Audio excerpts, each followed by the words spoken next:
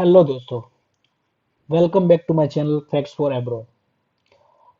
दोस्तों, आज हम माल्टा के बारे में बात करेंगे क्योंकि बहुत सारे लोग माल्टा माल्टा माल्टा माल्टा माल्टा, स्पेन और पोर्टुगल इन तीन जगह पे ही जाना चाहते हैं।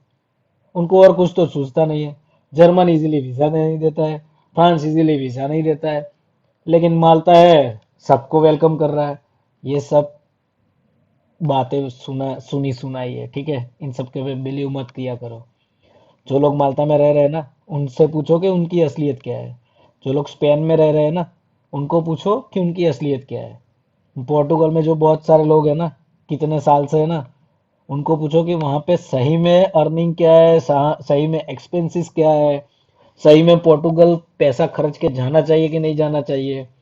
तो इन सब के बारे में थोड़ा धीरे धीरे करके आप सबके सामने सच्चाइयाँ लाऊंगा, लेकिन थोड़ी थोड़ी लाऊंगा, वरना ये सब लोग भी समझ रहे हो ना। एक रीजन होता है हर एक चीज का।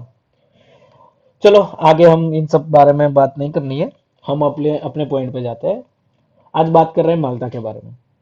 बहुत सारे लोग माल्टा में आना चाहते हैं। जो लोग यहाँ पे माल्टा में रुक रहे हैं, माल्टा में हो है, उन सबको एक क्वेश्चन रहता है कि माल्टा में 4 साल निकाल लिया, 5 साल निकाल लिया। किसी किसी ने तो 10 10 12 12 साल निकाल लिया है, किसी ने 18 साल निकाल लिया है।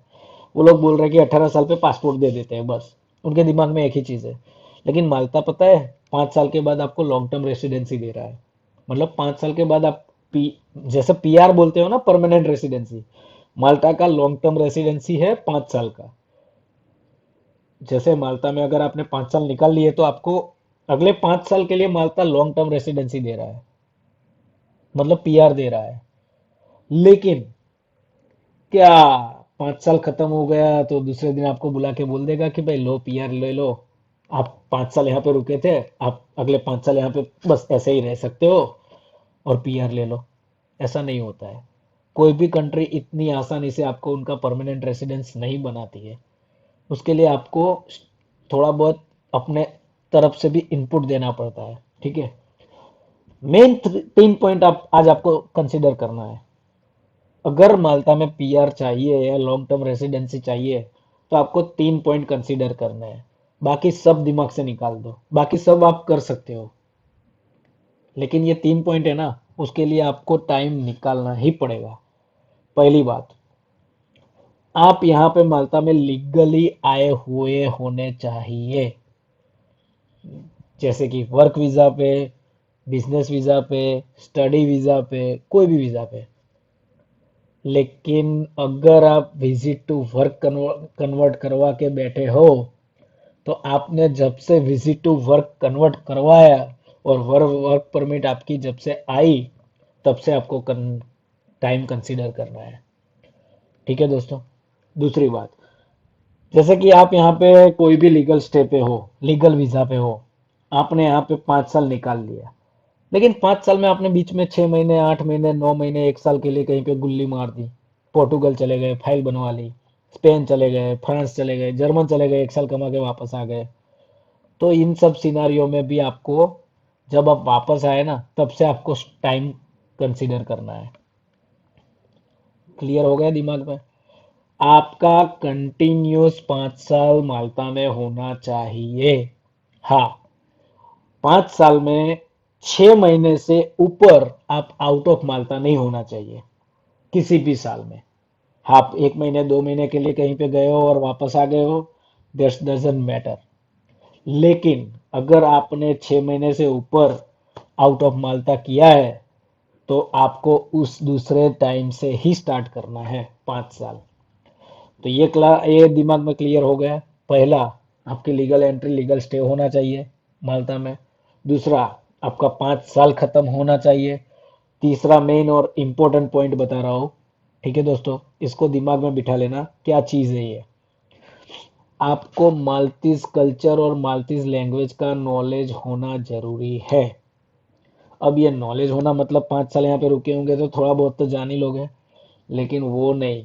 पेपर पे सर्टिफिकेशन होना चाहिए कि आपको माल्टीज कल्चर और माल्टीज नॉलेज है, माल्टीज लैंग्वेज का नॉलेज है। आप माल्टीज लैंग्वेज बोल सकते हो, आप माल्टीज लैंग्वेज समझ सकते हो, आप माल्टीज लैंग्वेज को लिख नहीं लिख भी सकते हो, भले ही 100% ना आए आपकी नेटिव लैंग्वेज के जैसे आप ना लिख पाओ, लेकिन आपको बेसिक समझ में आना चाहिए कि आप क्या लिखा हुआ है और क्या बोलना चाहता है और क्या करना चाहता है, क्या कहना चाहता है।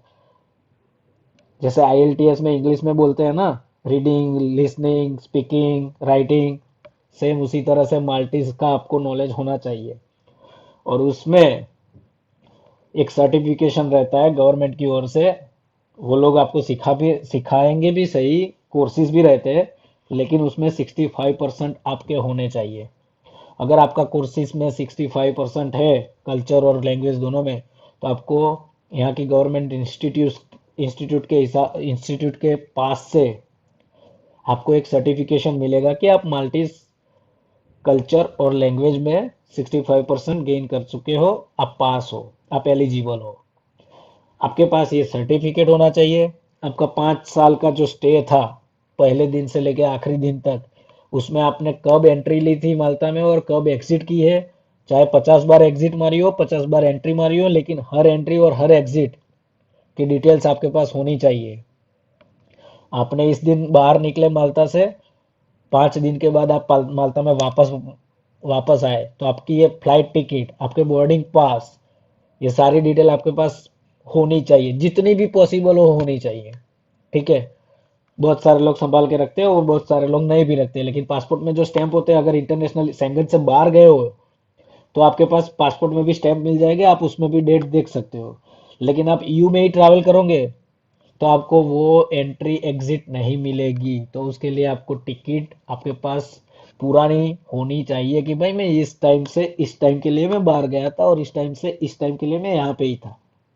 यहाँ तो आपका attendance report from the company where you are working, आप जहाँ पे भी काम कर रहे हो वहां से आपका अटेंडेंस का रिपोर्ट, अटेंडेंस सीट, आपकी लीव रिपोर्ट, ये सारी चीजें आपको डॉक्यूमेंटेशन इकट्ठा करके रखने हैं उस टाइम पे, 5 साल के बाद।